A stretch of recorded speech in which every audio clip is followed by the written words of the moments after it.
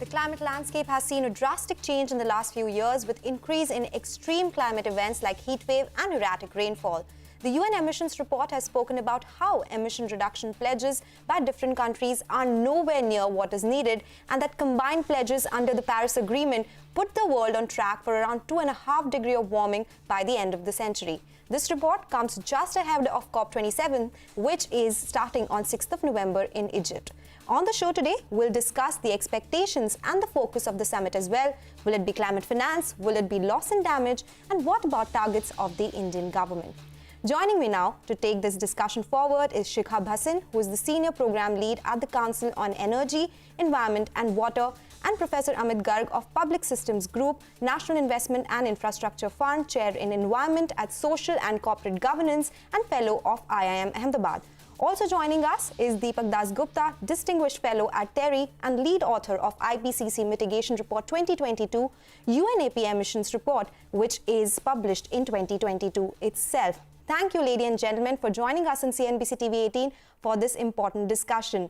Well, Shikha, let me start with you first. A lot has happened in last 1 year. As I said, we have seen energy shocks, we have seen the war. What is the expectation from COP27 this time around, especially from the Indian government's viewpoint? What are we going to give on the table, put on the table, and what are we expecting from the global leaders? Hi, Sonal. Thanks for having us and thanks for convening this really critical conversation. Like you said, it's been a year of immense upheaval and unfortunately not as much progress on climate ambition globally. The numbers you've already read out, so I don't need to report them again. But I think what's important for us to recognize is where did COP end last year in Glasgow? So we concluded the conversation with a call for greater ambition towards emissions reduction. And what we've seen is that only 24 countries of all of the 197 parties that are, constituted within the UNFCCC's Conference of Parties have actually put forth updated NDCs. This is not a good sign. The upheaval that is going on between Russia and Ukraine has allowed several member states of the European Union to backslide into reopening or extending their coal plants' lives, locking into longer LNG shipment periods. And I think this is a very critical moment for India to sort of flex its weight and demand greater ambition from the developed countries on emissions reductions and their plans in getting to net zero a lot faster than what has been put on the table, because we know that it is not enough.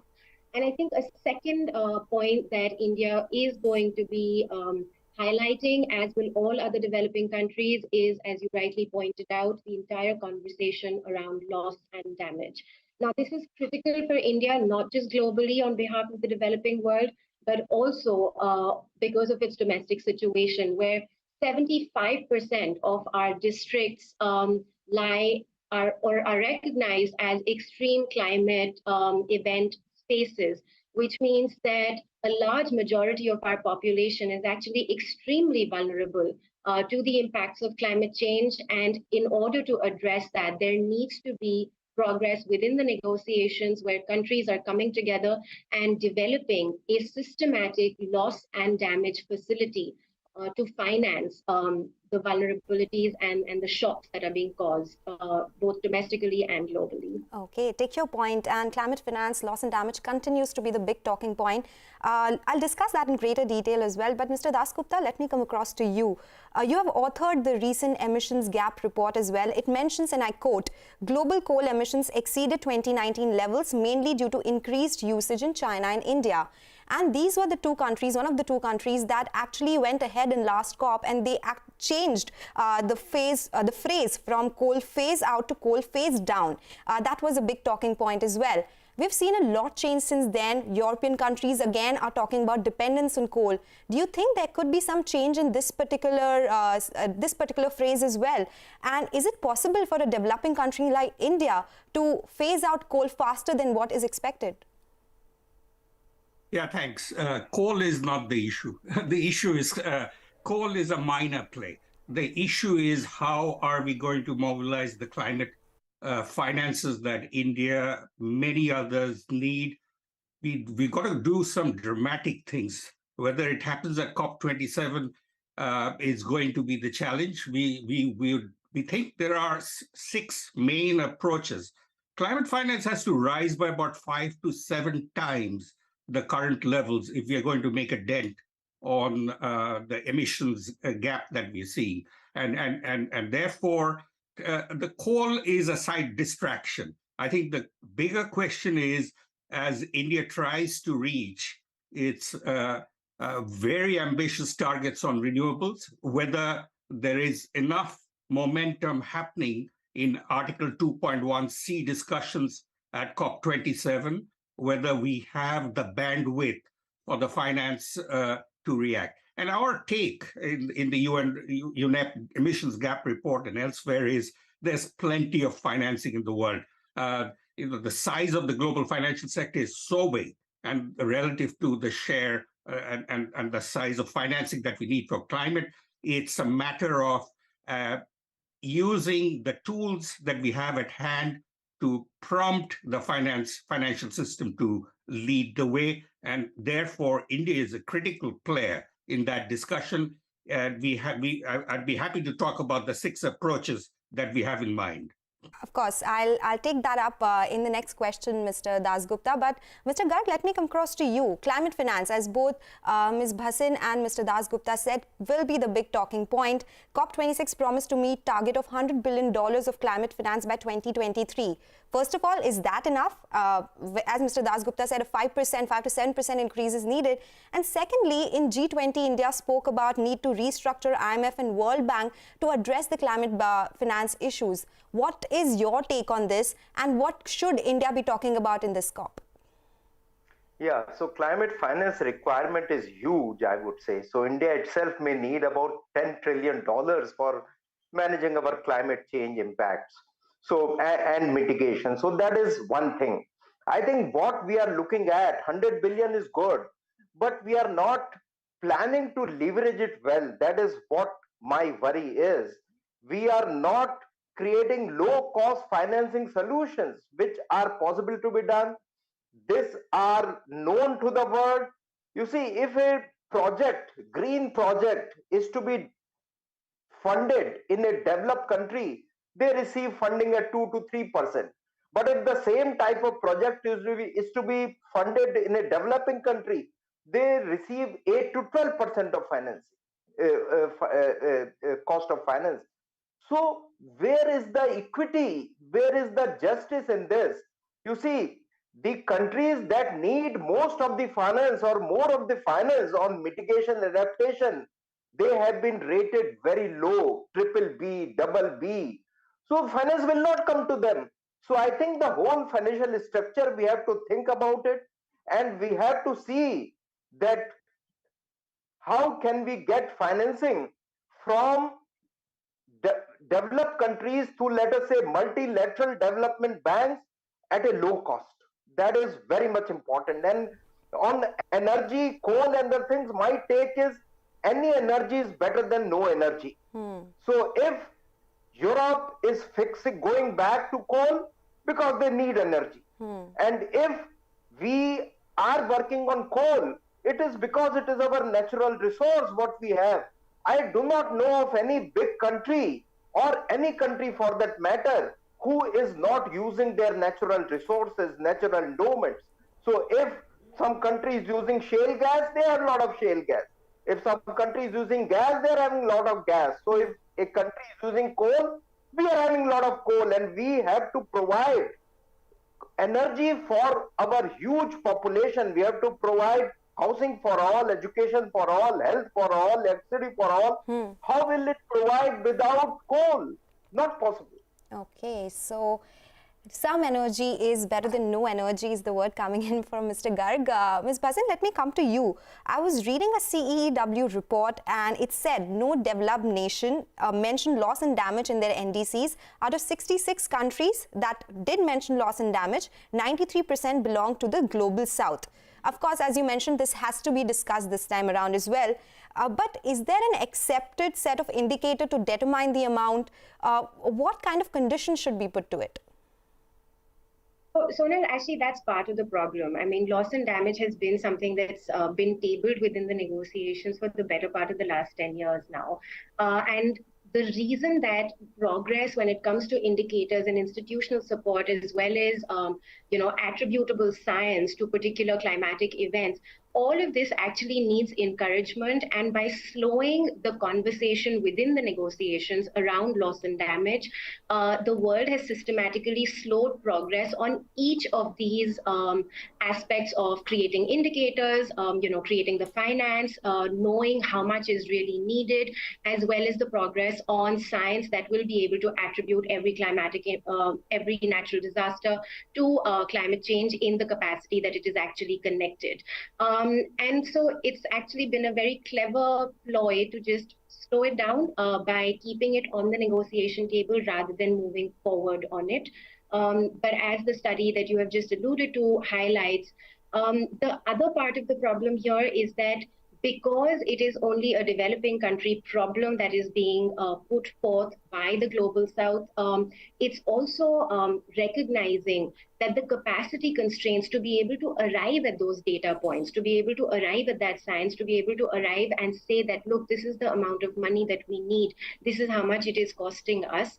All of that gets slowed because it is primarily in the interest of the developing economies, and equity is not really the norm that we're seeing being followed within the climate negotiations today. Okay, so lack of regulation and higher cost of funding are the two things that you mentioned, Mr. Garg and Ms. Bhasin, that is. Mr. Dasgupta, let me take that to you. What do you think? You said, yes, there is enough capital, but distribution has been an issue. What, according to you, have been the issues? And the 6 points that you mentioned, which one do you think takes the, which will take precedence over others, and which should be actually done right away in COP27 itself?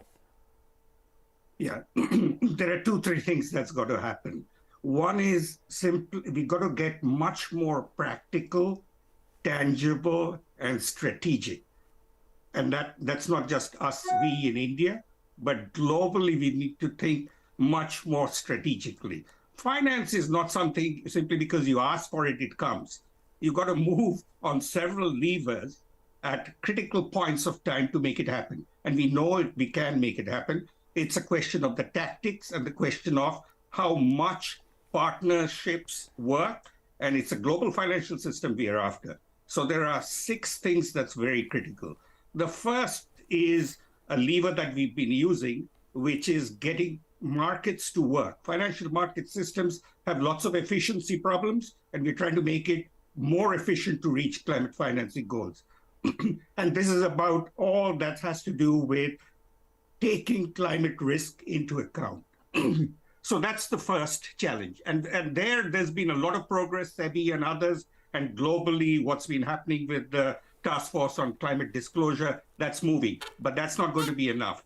The second thing that we've got to work is start thinking about carbon prices, because governments around the world need resources in order to be able to work with climate. And there are ways in which you can structure that carbon financing, much minimum floors. You make it much higher floors possible in countries that can afford that, and lower. So kind of graded ways, but you need it because you need to give a signal and you need to get the public resources.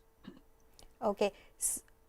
Third is behavioral change. If it's not going to happen without the behavioral changes, and you need to work on that, and not least of all, you got to get markets, which is public actions, to work, and ending up with things like the just energy transition programs that the G7 is working with big players like India is possibly one of them. So think about making sure that markets know what is being asked for and that they respond, and that's the challenge. Not just generally asking for things which are not going to happen. So that's the challenge ahead of us. COP27 is going to be a start of a process. It's not going to end with agreements on any one thing that's going to deliver the goods. Thank you. Mr. Dasgupta, but you spoke about carbon pricing. Recently, the government did come out with some draft rules. Do you think that is something that will at least start the solution of the problem? I think it's got to be a mutually agreed. It's got to be something that's going to have discussions. It's not going to be one country doing it. It's got to be a fairly graded, carefully done amongst, and it's only one of six. So we got to get a kind of agreement that we mean business. We need to change climate finances, and that's only going to be one tool. Minimum carbon prices is something that's there. Government will be negotiating and discussing this amongst many other options at COP27 and beyond. Okay, all right. We'll continue this discussion, but please don't go anywhere. For now, we'll take a short break and the discussion continues on the other side. Welcome back. You're tuned into Climate Clock on CNBC TV 18, and this is our special COP27 discussion that continues. We have with us Mr. Garg, Mr. Dasgupta, and Ms. Bhasin. Well, this next question is to you, Mr. Garg. Let me talk about the emissions report because it has just come ahead of COP27 and has spoken about some alarming signals as well. It talks about the fact that emissions are reducing, but efforts are still not sufficient to limit global temperature rise to 1.5 degrees. According to you, what should India do in this regard? Because India has been named one of the top countries to be, contributing to this particular emission target. We have made big announcements in the last COP. Do we need to rejig emission reduction goals of 45% by 2030, or these are enough? Or what else should India talk about in its NDCs? Global emissions are 55 billion ton every year now. India's contribution is hardly 3 billion ton per year. So if somebody says that India is contributing too much, I will not agree. That is point number one. Number two, India's 45% of GHG upon GDP reduction in 2005 to 2030 is a very strong target, very ambitious target. 50% of an electric capacity coming from non-fossil sources is also a very, very steep target India has taken. So it is not that we have to be very more ambitious. We are already very, very ambitious.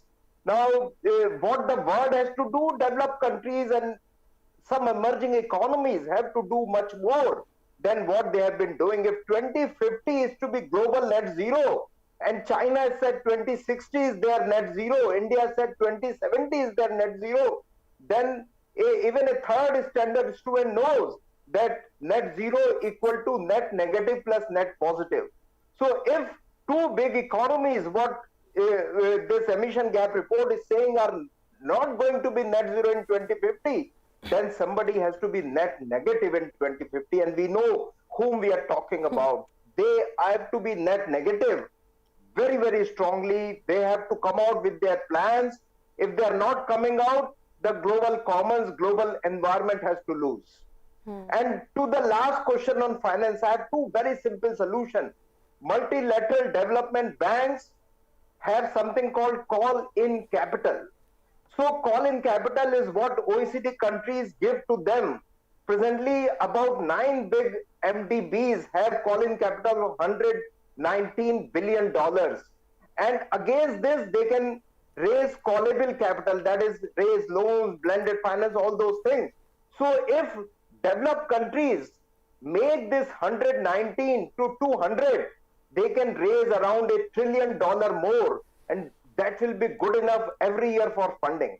So this is very much required. The third point and my last point is there has to be some projects that are green everywhere, whether in USA or Europe or China or India or India, they are green everywhere. So we have to be common green taxonomy. If we want to have common taxonomy, that is difficult. But common minimum ground taxonomy has to be decided all over the world, and they should be provided, run through low-cost green financing. Okay. I stop here. So low-cost green financing, green taxonomy, certain things that need to be considered in this COP as well. Ms. Bhasin, let me come to you. We talk about climate finance, and of course a flow of sustainable finance is something that will help us keep up on the pledges that we have made, countries like India. Do you think if that doesn't flow through, because so far we have been doing it with internal accruals, it could actually hamper the progress that we've been making so far? And if not, what are the projects, what are the technologies do you think that we should be focusing on? This money that comes through, should it be used more on climate technologies, or there should be technology sharing as well?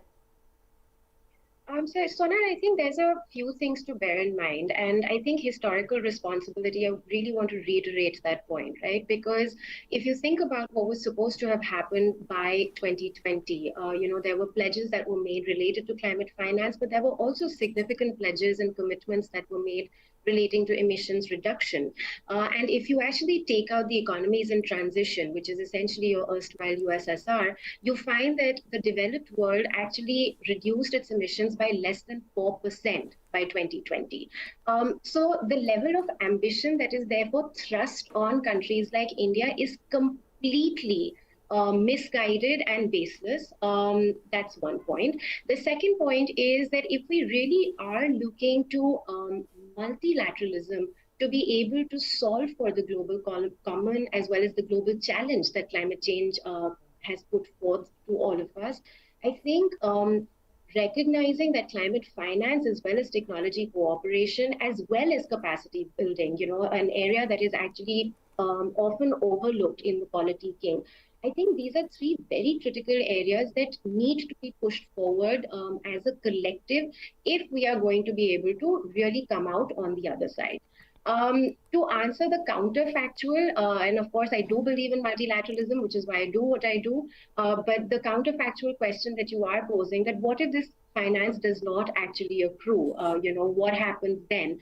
I think it will be a scramble, the way that we are today, where there is an absolute level of mistrust as well as no sense of accountability in terms of what has been promised, what has been pledged, versus what is actually being delivered on. I think we're just going to continue in this deadlock, and you will see an increasing number of partnerships arising on the outside of what is considered COP today, to be able to try and solve for it. You'll see greater technology partnerships as well as financing partnerships taking place amongst bilateral and multilateral countries, but we lose the essence of really coming together within the purview of the UNFCCC to solve for this global challenge. Take your point, Ms. Bhasin.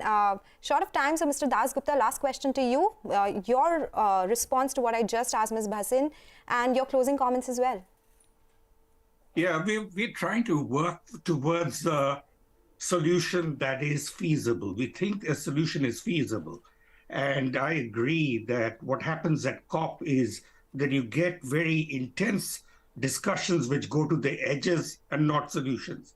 And therefore, India in a G20 upcoming leadership, India as the biggest player in some senses amongst the developing countries, the challenges that they're going to be facing.